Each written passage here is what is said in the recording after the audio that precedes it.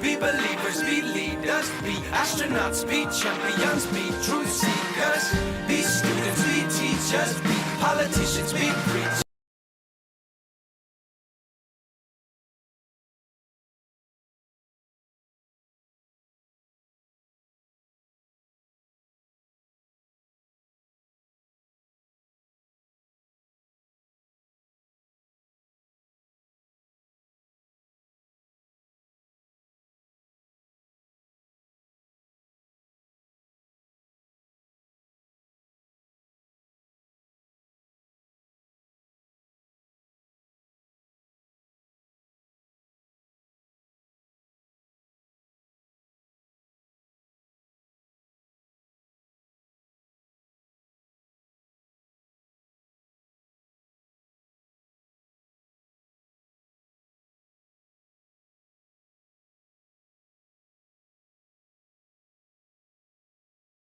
Right, you could be sitting in the Hall of Fame and the world will know your name. Good evening and welcome to Personality Profile here on Joy 99.7 FM. It's just around 9 minutes past 7 o'clock, and I'm so elated to be on your radio this evening because I've got a very, very interesting conversation coming up this hour. I'm Lexis Bill. Welcome to Personality Profile. Now, this conversation is live on our Facebook page. If you get onto the Joy FM Facebook page, you can actually join us via video. Yes, you don't have to miss any part of the conversation if you leave your car. I'm sure you're probably listening to us on your drive home, stuck in traffic somewhere or whatever. Yes, once you get home, you can actually switch on over to Facebook or YouTube and catch the conversation here tonight. Now, this is not one of those nights where I bring you a conversation with somebody that you probably know. This man that I have in my studio, you probably haven't heard of him. Well, maybe family and friends know who he is, but I'm only getting to learn about him not long ago. But his story is one that we would love to share. We're staying true to the DNA of Personality Profile, where we share stories about inspiration, about celebrating people who are doing amazing things, who are actually overcoming all the odds and achieving things in life. So it's not one of those conversations where I'm about to list a tall list of achievements, but I'm about to list one achievement that matters to humanity: overcoming an obstacle, overcoming the basic challenges in life, and succeeding in that effort. And that's the story of my guest this evening on Personality Profile. You would love to listen to this story. So here goes. A few weeks ago, one of my associates on LinkedIn, Edward Asari, um, great guy when it comes to communications, he shared a post about a young man with a caption "From security guard to university graduate," celebrating Gabriel Nartey's inspiring journey. So Gabriel's story, as shared by Edward, and I think was culled from a post himself shared on his feed. And that story is one of resilience, determination, and unwavering perseverance. A proud alumnus of Sugakopa Senior High School, he faced immense challenges on his path to earning a BSc in Administration, Banking, and Finance from the University of Ghana this year, 15th of February 2025. A dream that once seemed very impossible.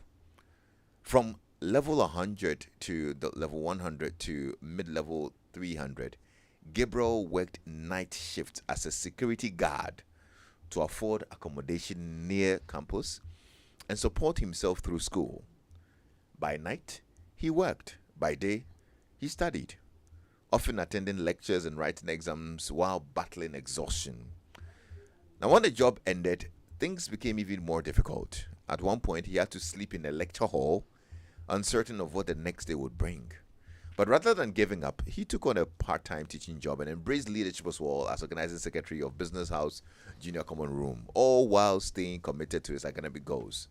So his journey serves as an inspiration for anyone facing adversity. It's a powerful reminder that no matter how tough the road gets, perseverance and faith can turn challenges into success. So this evening we decided to have Gabriel in the studio to actually get to know a bit more about the story, because I'm very sure somebody out there can relate. And this evening I'm actually going to activate the WhatsApp number, I know plenty people have stories like that, challenges that they've gone through. I mean, you probably can relate to, tough times, probably through school, through work, through life itself, losing a job, and all of those things. You can share on WhatsApp 055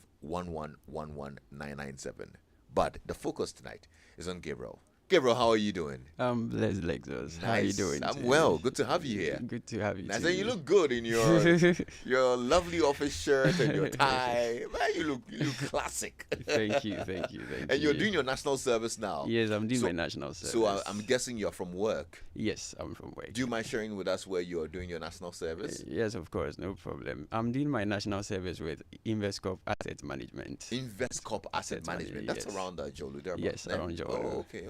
That's great. That's great. Not so far from Fiesta Royal Hotel. Yes, thereabouts. Okay. And then how's it going so far? Oh, so far so good. The people there are very amazing, and then learning a lot from them. Right. Yes. I mean, is it what you thought it would be after school? Yes, it's in line with where to be Okay. few years to come. Yes. Okay. It's Well, in you line. studied banking and finance. Yes, I right? did banking and finance, and Okay. this is actually into investment banking Investment and banking. asset management. Mm. Yes, so it's just in line with what. With what you do. Yes. You're yes, probably yes. now getting the practical part of the theory that you learned in school and all of that. Exactly. So most of the theoretical things that I learned in school, I'm getting to know the practical aspect of it. Yeah. With the internship I'm doing. Okay. Well, I need to say congratulations to you on your graduation. Thank That was you in so February much. earlier this year. And you Yes, made yes. that post that a lot of people found inspiration in, and we thought that it's very important to actually have you here and get to know a bit more about that story of perseverance, because when I read that from security to graduate, I thought I would see some macho man, but is this the body you want to use to do security? Yes, this was the body I was actually using for the security. You never got into a fight there. Did you have to heckle somebody at no. night? Because like that one they will beat you. Yes. Yes. I never encountered any of those You challenges. never encountered it. Yes. Okay, well that's good because they didn't car. Like, anyway, but look, let's get to know where you're from. Where you from? Where did you grow up? Share a bit of that with me. Okay, thank you very much. So, my dad is from Greater Accra, Ada, and then my mom is from the Volta region. Okay. So I am 50-50, Yeah. 50 Dangbe and then 50 away. Okay. And then I was born and I grew up in Kaswa. So the whole of my life till when I was done with SHS, I was living in Kaswa. It was Okay. after SHS that I had to move from home, and then since that time, I just pay them a visit. Okay. So I was born, I grew up in Kaswa. That was where I did everything. Yes, and I'm currently residing at Chalibuche School Junction. Right. So you mentioned you had to leave home. Yes, I had to leave home. That was after SHS, when I had to leave to join the security company and then start working. So from that time till date, I just go home to visit. To not visit. not to But what stay are your here. parents into? Okay. He works with a food vendor, Okay. and then my dad, he fell ill when I got to SHS, and then he died this year. Wow. Yes, and then because of that, he had not been That's a really. long illness. Yes, a very serious one. Because of that, he had not been really doing any active work. Yes. Yeah. Siblings? Yes, I do. I have 5 other siblings. 5 other siblings. Yes. That's a big family. Yes, it's a very big one. It's a very big one. Very big one. So I assume that it was quite tough growing up with all these siblings and the burden on the family amidst dad's illness and all of those. Yes, it was very challenging. It was very tough because, starting way back from JHS, even before my dad fell ill, there were a point where, things began to not to go well for them financially. So I remember back in JHS, there were times where I had to gather sachet rubber, to sell, get money, and then buy some basic stuff for school. There were times I had to even gather scrap metals, to also gather some money to, provide some basic needs for myself in school. And then fast forward, after JHS, I had to stay home for 2 years before proceeding to After SHS. JHS, too, you Yes. had to stay home for I had 2 to stay home years. for 2 years before proceeding to SHS because at that time the funding wasn't really coming. Mhm. So I had to wait for my parents to get the money. After 2 years, they got the money, and then I started school. So when I went to school, few years into SHS, then my dad fell. Mhm. So that was where another difference of woe started. Right. So in SHS during vacation, I had to, be working on the construction field, go to the construction field, work during vacations, gather some money. When we go back to school, that's what I used to sustain myself because when it happened that way, the pressure was on just my mom. Right. And, we are six.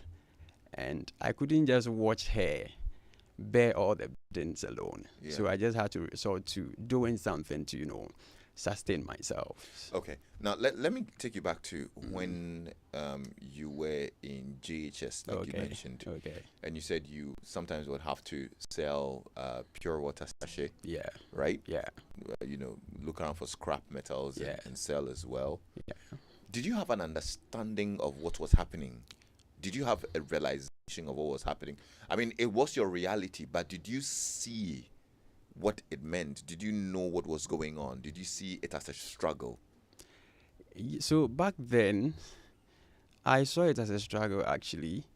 But then one mindset that I've been carrying for all this was I made up my mind that no matter the challenge, I was going to find a way to resolve it. So even then I was just a little boy, Yeah.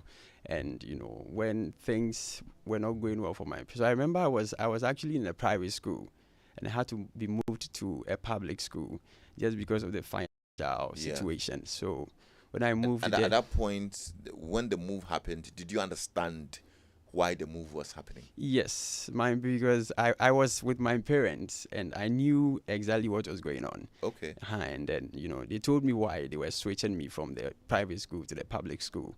And then, it was actually a very challenging time. So when I got to the public school, we relocated to a different place. So the place we moved to was very far from where the school was. From the public school. Exactly. So, commuting from the house to the school was another challenge on its own. So it was a very difficult time. How far away was it? Roughly, it might be like from Legon to La Paz. From Legon to La Paz. From Legon to La Paz, yes. and I go by foot from You Legon had to to La walk Paz. that I had distance. to walk that distance just because things weren't going on so well. So it was through the selling of the sachet rubbers that I was able to raise some money. I think then 60 cedi, and I bought some home used bicycle. Okay. So that was the gym wagon I was using when I was, when I was in the JHS. Yeah, that was what helped me to a point. So all through that, graciously, I completed JHS, but then the problem was with the money to With the money to go to the secondary, the senior high school Yes, now. yes. Then the free SHS hadn't come, so Okay. I had to, stay home for the 2 years, wait for my parents to get me the funds. What did you do within those 2 years? So those 2 years, I was still doing some menial jobs at home. Then my dad was doing some petty farming. Okay. So I was helping him. I was helping my mom with, she used to sell in the market. So I was helping her sometimes in the market and all for the 2 years. So I wasn't really involved in any active kind of work. It was just helping at home and all. Yeah. At that point, what did the future look like for you? So honestly, at that point, I just didn't know where I was going to end. So between JHS and SHS, okay, it got to a point where I realized that my school was becoming a bother to my parents because it was like all the time they kept on being worried about it. I remember there was this time that I told my dad that I just want to put the school aside and then become a trotro driver. Okay. Yes, I told him that, and then even though he wasn't having the money, he wasn't happy with what I told him. So he went around to talk to people to come and talk to me, even though he knew he was not having the money. So the people came to talk to me, and my dad, you know, he encouraged me that he was going to get me the money for me to start a school. So few months down the line, that was we were in 2 years. Then they got me the money, Okay. and then I started a school. Why a trotro driver, and where did that idea come from? Yeah, so it's actually because of the environment I was in. You know, that was the easiest and the most convenient kind of work I could think That you of. could think Yes, of, because the other works that were around were construction work, and Yeah. it's very tedious. I saw it was very tedious, so I didn't want to venture into that. And we know your size. You can't raise a bag of cement. Yes, I didn't want to venture into that, so Yeah. I just thought of, if the school won't work, then why not go into trotro driving? So I even got to the point where I was helping an uncle as his mate. He was a trotro driver. Oh, so you actually started Yes, the apprenticeship. yes. Or should I call it internship? this is more like... I think that was even before I completed GHS. I So see. yes, it was there. Yes, I just wanted to go into it because I saw it as the easiest path at that time. Yeah. Yeah. Well, that's interesting. Well, if you're just joining us, you can send me a WhatsApp message on 05511111997. I'm spending time with Gabriel Nartey, whose story is quite incredible. I mean, some that a lot of people probably can relate because of where we're all coming from and all of that. Very humble beginnings and all, but how he managed to make it through and achieve a BSc in banking and finance from the University of Ghana, Legon, is how we are meandering tonight's conversation and probably inspiring somebody out there. I mean, times might be tough and all of that, but, well, maybe faith played a role. We'll find out. Now, even though you wanted to now find a very convenient way of getting, money through being a trotro driver and all, let's talk about the bigger picture of career aspirations. As a young person, is there a certain profession that you really thought you would want to be when you grow up?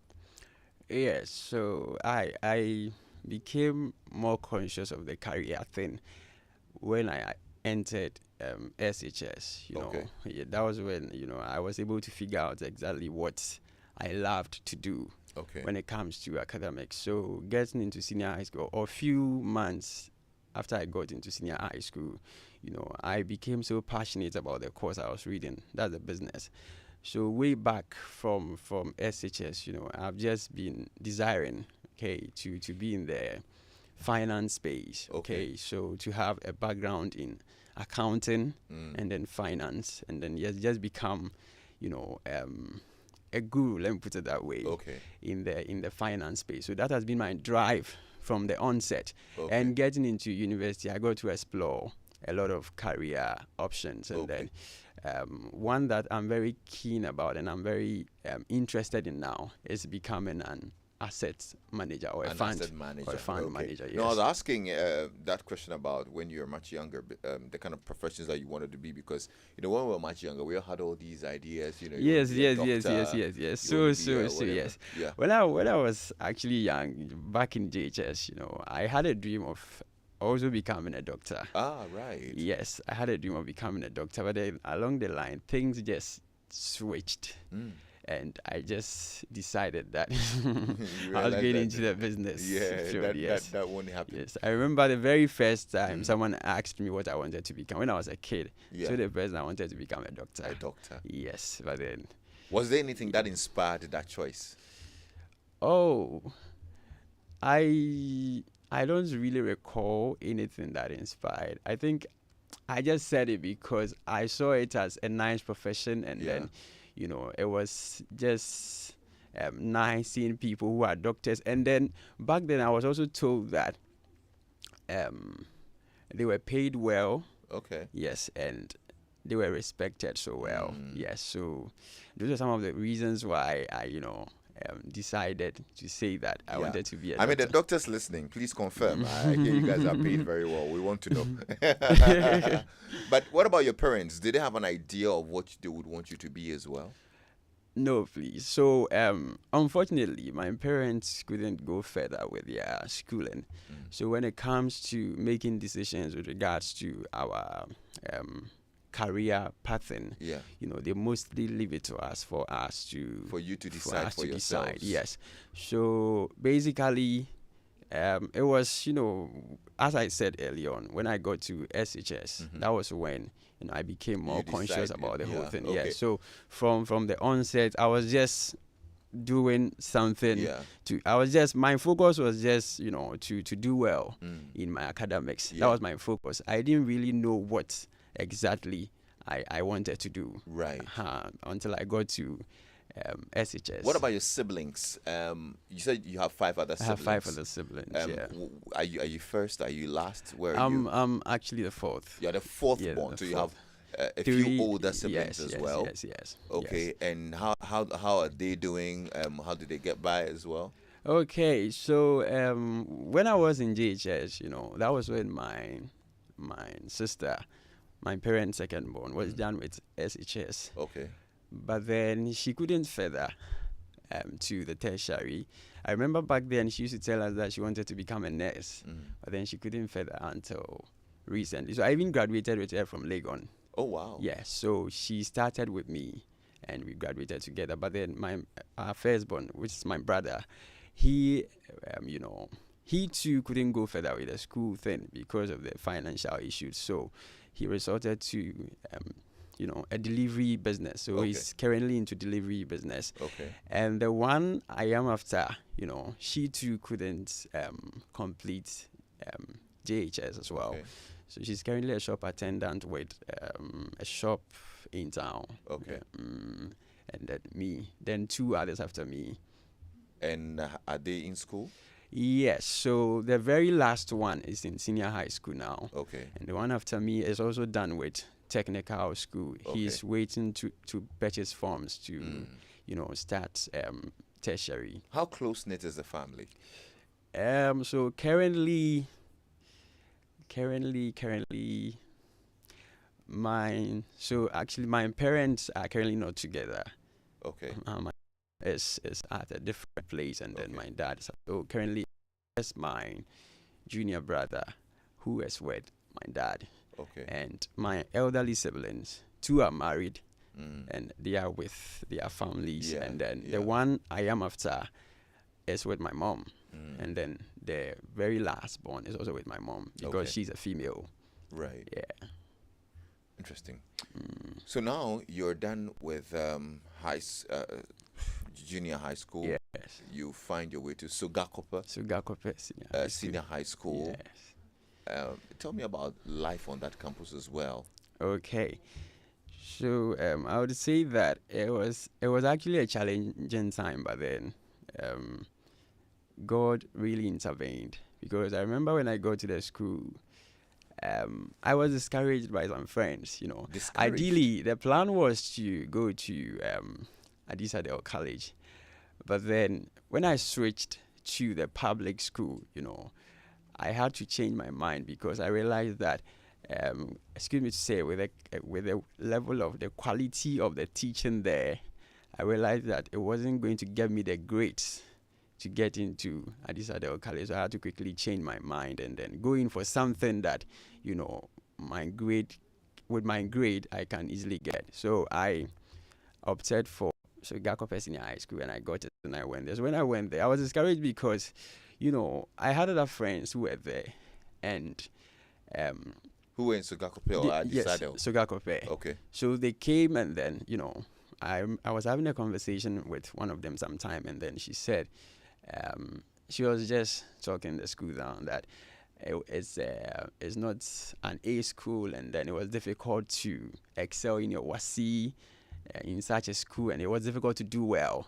And what she said, to an extent, it was actually true, but then, one thing that I told myself was, even though the school is seen as a less privileged school, I'm not going to let that affect me in any way. So right from the onset, right from SHS1, I told myself that the people who went to Presec, the people who went to Adisadel College, if they are able to come out with excellent grades, I'm also going to make it into Gakope Senior. And graciously, I completed, and my results were very excellent. I had friends who went to other schools, and I was even expecting them to do way better than me.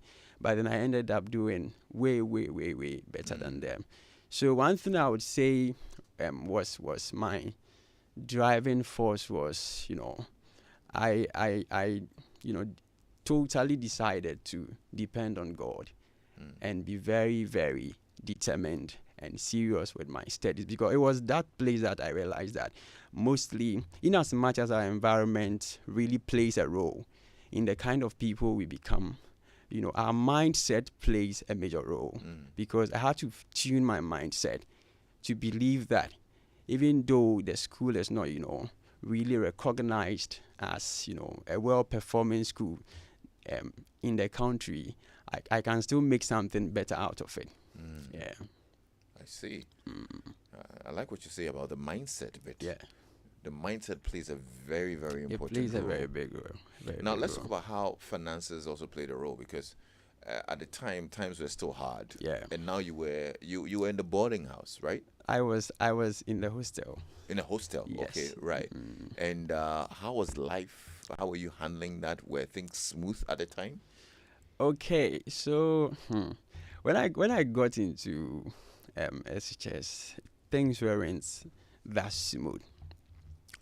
But then, as I said, I had to change my mindset, and whenever I wanted to, anytime things became difficult, I just reflected on where I was coming from, the things that were happening at home, and then I was just bent on bringing something different home.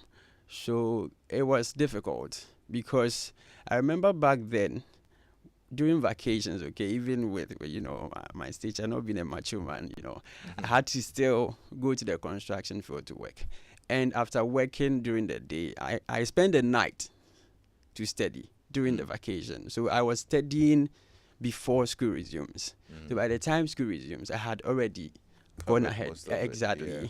So I was even though it wasn't so much, I was still covering the topics in bits. So by the time we get to school, I had gone ahead, and that was one thing that really helped me. So it was very challenging. It was very, very challenging. Yeah.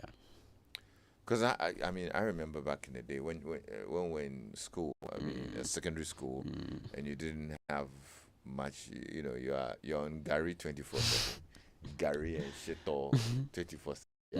Yeah. There are days you do soakings. Some days Gary and Shito. Some days Eba. Was it like that for you as well? Yeah, it was. I think you had some very good meals or something. I think it was worse, because there were days where I literally I had nothing. There were days where I had to, I was a day student, but then I had to be feeding on the food for the boarders.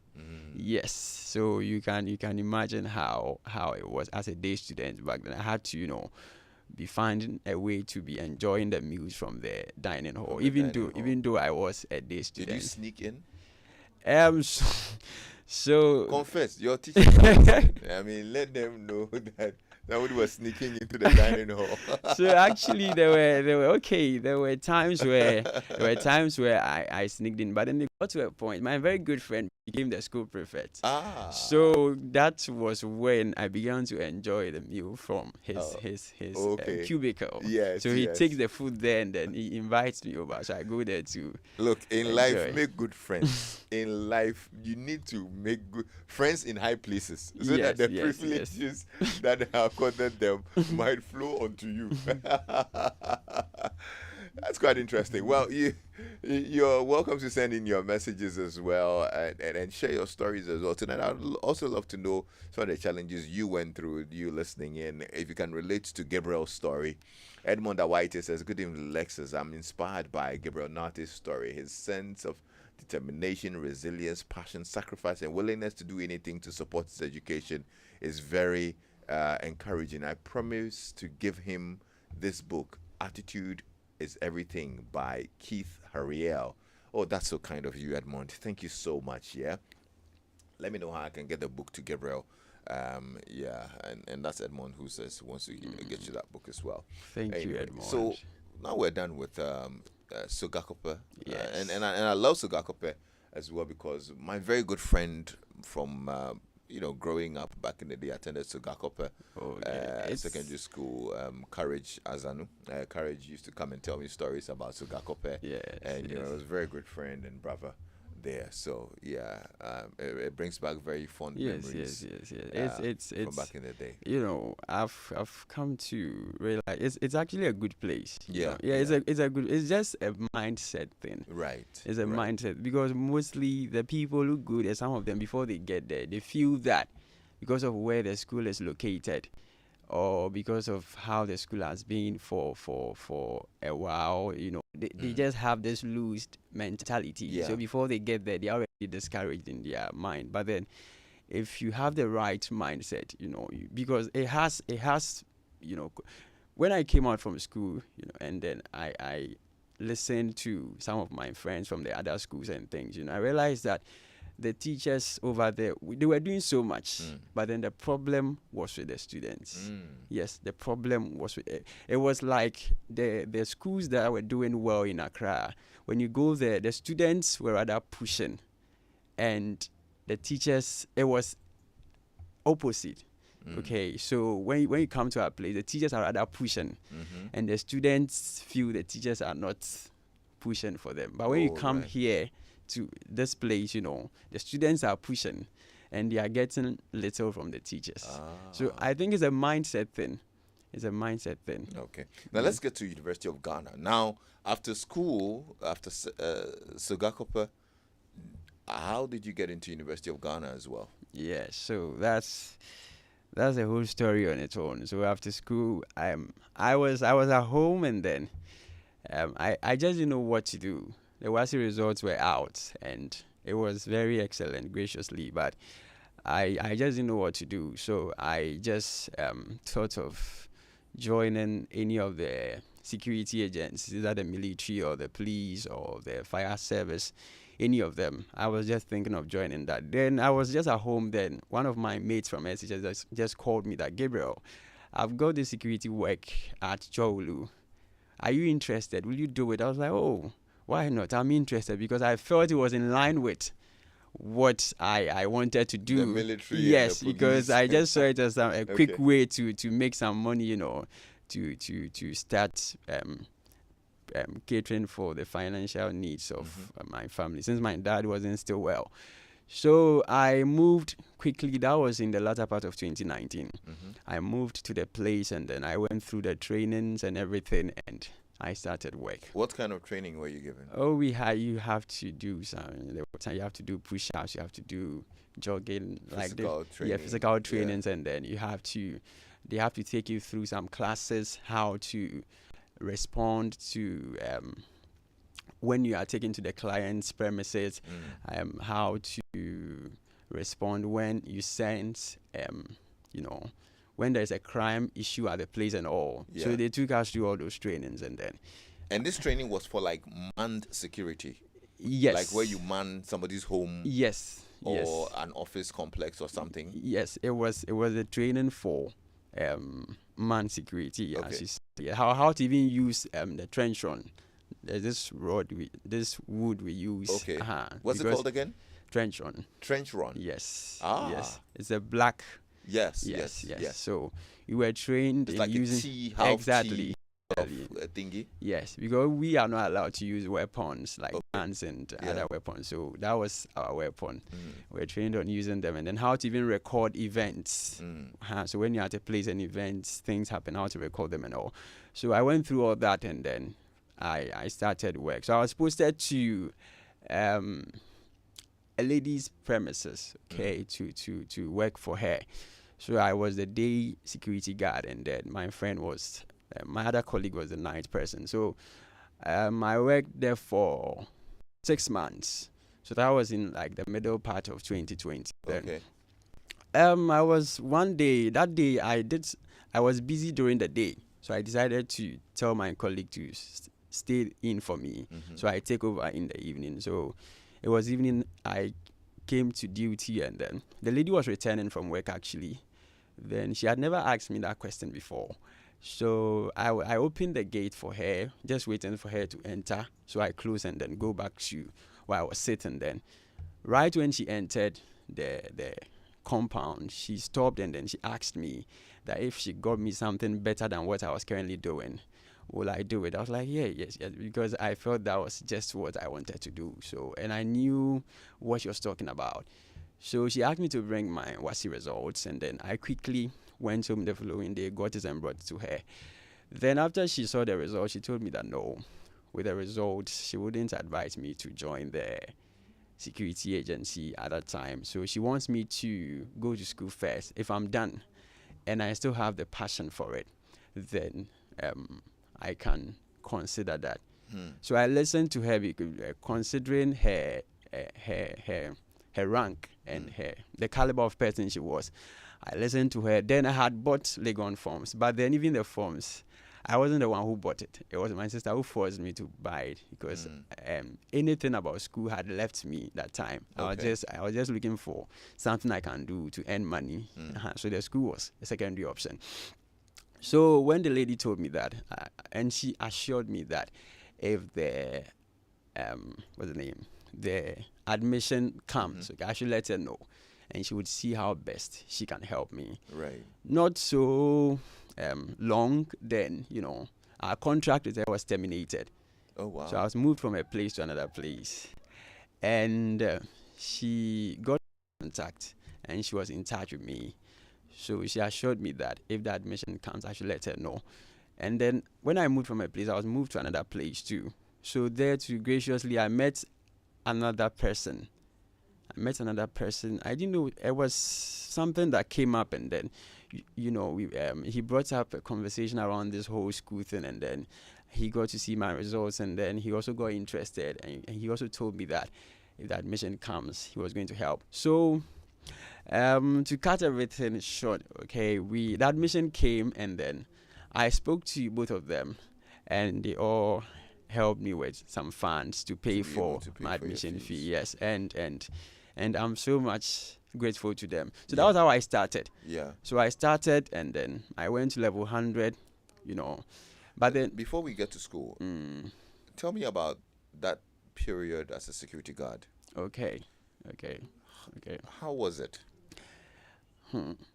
It was also a difficult moment because that was a time where I was just every day before I even go to my post, I always pray to God that He shouldn't let anything bad happen, because the work is very risky to the extent that there were days where some of my colleagues were arrested because of theft issues at their places that they were posted to, which they knew nothing about. But then as a security guard, if there is an issue, you are the first suspect. So people were arrested, and if you are fortunate, okay, and you are not arrested, then what they would do is they will be deducting the cost of the missing item from your salary in bits until they get the actual amount. Wow. Yes. And that was one thing I was always praying about, and graciously nothing of such happened to me. Yeah. So it was what's the worst thing that happened to you on the job? On the Anything job that you recall? Yeah, the worst thing that happened with me was the time where I had to leave. What actually made me leave? It got to a point where one of the supervisors told me to choose between the security work and the school. So I really felt bad when I heard that from him. So I had to even leave when I wasn't ready to leave. I left when I wasn't ready, and that was even what led to me sleeping in lecture halls and other things, because I wasn't really prepared. Okay, so at that time, it means you had started school. Yes, so I did the work a year, then I entered school. And you were still doing the work? I was still doing the work because even though I had gotten money to pay for my admission fee, the problem was with a place for accommodation. Yeah. And the security company, very generous. They gave us a place for accommodation, Okay. and it wasn't so far from campus. So I Okay. felt like, oh, okay, if that's the case, then I can still find a way to balance it. Mm. Go to school, come back, go to work. Then the following day, I go back to school, that kind of thing. So you went to school in the day, Yes. came back in the evening, to go and then you go to to your post at night. at night, exactly. So when do you sleep? In class? Or you slept on the job sometimes?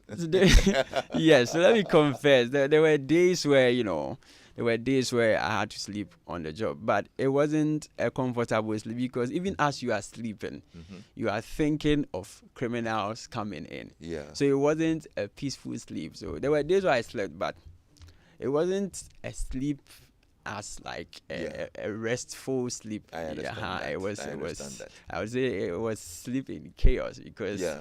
you are sleeping but then you are not sleeping, because as you are sleeping you have to Keep your senses up. exactly, because anything can happen. And I remember there was a time where I was at it was a workplace. When I started, I was posted to a house, but then I was posted to a workplace, and they work day and night. Okay. So for such a place, it was very difficult for You for can't sleep, yes, yeah. It was very difficult for me to. How much were you paid? Back then, I was paid. It was 400 and something, a little below 500 cedis. Okay. Yes, a little below 500, and that was what I was using for feeding, transport, and everything. Very interesting. Lots of messages. Let me just get to read some here. I think I got a message from. There's no name. Okay, Caleb. Yeah. Top guy, Gabriel. So proud of you. That's Caleb from Investcorp, actually. Yes, Yeah. he's my colleague. He's your colleague. He also Oh, went great. to Legon. Yeah. William Mingomwa says, Lexis, Gabriel has a good voice for radio. I agree. I think you've got a nice voice. Joe Thank FM you. should hire him so that he begins his internship ASAP. All right. At least we'll have one citizen of CAC City at Joe FM. Great. Lexis, I'm blessed with this great story. There are wonderful and super intelligent young guys out there who need a helping hand. Alexis, I met a young man who was selling coconut on commission basis at Tema Community 25. We got talking and I realized he wanted to go back to school. As we speak, he's at Winneba University. Oh, wow. That's totally awesome. Lexis, God bless the kind soul that got this man to school. Lexis, you do, or Fred. All right, Fred, thank you so much for your kind messages. I mean, we love to hear stories like this, inspiring stories like this, and that's why we thought it a great idea to have Gabriel on. And look, I totally agree that this is a very inspiring story. All the challenges and that you've been through, and persevering through it all. I really can't imagine going to school and with the nature of, tertiary lectures and whatnot. I mean, the amount of classwork and assignments and whatnot that you have to go through, and then you come back and then you have to go to your manned post as a security guard and stay up through the night and go back to school and go back to school again. Yes. There were even days where I had to, so what even led to me stopping the work was there were times where I had interim assessments as early as 7:30 a.m. and exams as early as 7:30 a.m. And with the nature of the security work, until your partner colleague, comes to relieve you, you are not supposed to leave the post. Yeah. But then it got to points where I had to leave because it was almost 7. Yes. I had interim assessments, I had exams, and no one was coming. Wow. And when you call the supervisors, they keep on telling you to wait. So it happened for like 3 times. And that was when one of the supervisors told me that the way I should choose between the school and then the work. So that was when I had to. So that switch. meant that you had to you had to forfeit the accommodation as well. Yes, I had to fulfill the accommodation as well and move to campus. Move to campus where? So moving to campus was another story on its own. So I had this friend. He was patching someone on campus. So you went to generously, Pecha. yes, I went to Pecha. And the funny thing was, days where the legal bed owner is around and my friend is also around, then it means that day I won't get a place to sleep. So those were the days I had to force myself to be in the study room as if I was studying, but then I'm sleeping. So it was one friend of mine who, he had access to a lecture hall at his department. So he gave me access to the lecture halls, and then he told me that in the evenings I can come and be using that place for resting. So that was what helped me for a while. I had to, when it's night time, I go there, join the table, we sleep on it. The following day, wake up early in the morning, go back to the hall where my friend was perching, go and shower, dress up, and then I moved to business school. So I was doing that for a while, and then through that, at that time too, because I had stopped the security work, money was no longer coming. And then the same friend who got me the place, the lecture hall to be sleeping in, got me some side teaching job. So that was what began to fetch me some money to cater for myself financially in school. So I did that for a while. And then through that, in that same period, I that was when I contested for the position of the organizing secretary of the business school, and then graciously, it went well. So I was elected as organizing secretary, even though I wasn't having a place to be sleeping. So I went. That was in level 300. So fast forward into 400, Access Pensions Trust generously, they opened a scholarship, and then I applied, and graciously I got it. Wow. So it was a scholarship that covered tuition and accommodation. Okay. So they made me get a place on campus, a hall, coupon, and then they made the payment for me. Right. So that was when I moved to 400. So in 400, at least I had a place where I could rest at night. So that was how the whole thing was. Wow. Look, this is amazing, and you really have been through a lot. But in all of this, what did it teach you? All right. So one thing it taught me was, as I mentioned earlier on, as a human being, no matter how difficult it is, okay, anything that you want to achieve, it is possible for you to achieve it. You just have to have the right mindset, and then believe that with God, all things are possible. Just have the right mindset and believe that with God, all things are possible. Because had it not been God, and had it not been the fact that I had the right mindset from the kind of people I surrounded myself with at a point in time in the journey, it would have been, I'm not sure I would have gotten to this place, because it got to points where I wanted to give up. But then it was because I was surrounding myself with the right people, and the inspiration from these people was what kept me going. Yeah. Amazing. They said tough times don't last, but tough people do. Yeah. And you are one tough nut, and I'm sure it's only going to get better from here on. What do you hope to do now? Now you're doing your service, your national service in an investment company. Yes. What does the future look like for you? Okay, so now I'm actually looking at two things. As I mentioned earlier on, becoming an asset manager, and then also becoming a lecturer, because I love to teach. Okay. So I want to go back into academia. Okay. So those are the two things I'm looking at, and then also adding up the work of ministry. Yes. Oh, okay. Yes. I want to go into ministry. You want to well. go into ministry as well? Yes, Oh, that's great. That's amazing. Wow. Now, William Cecil says, Kwame, give my number to him so I can give him 2 emails to apply, and I'll push you to the MCs of the banks to roll him in one of them. Okay, enroll him. I'm sure that's what you mean.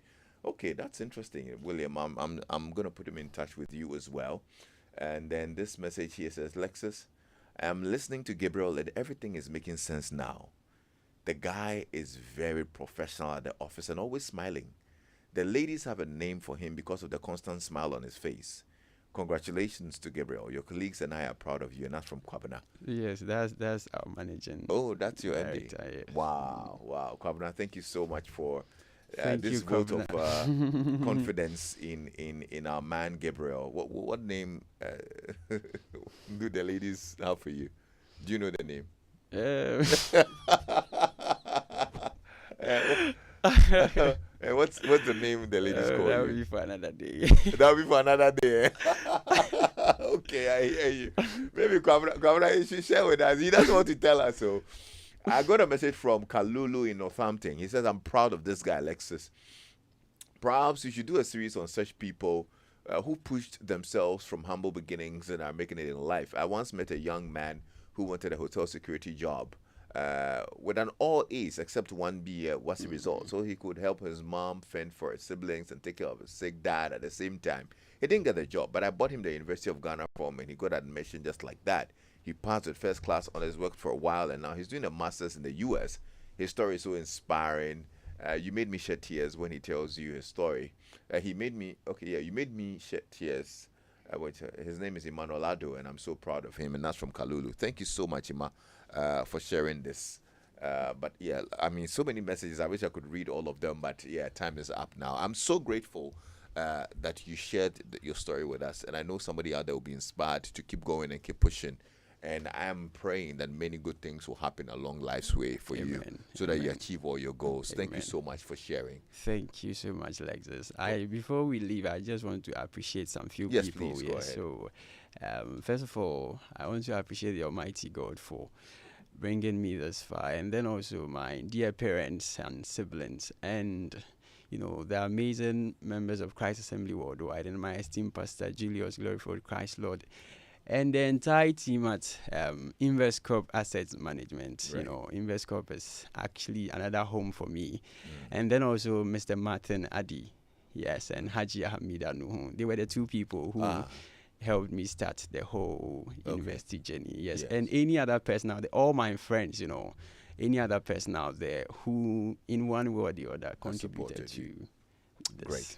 Thank you so much, Gabriel. You're Gabriel welcome. Thank Nartey you, here Lexis. on Joy 99.7 FM with a very inspiring story. If you missed any part of this conversation, get on our Facebook page and check out the video.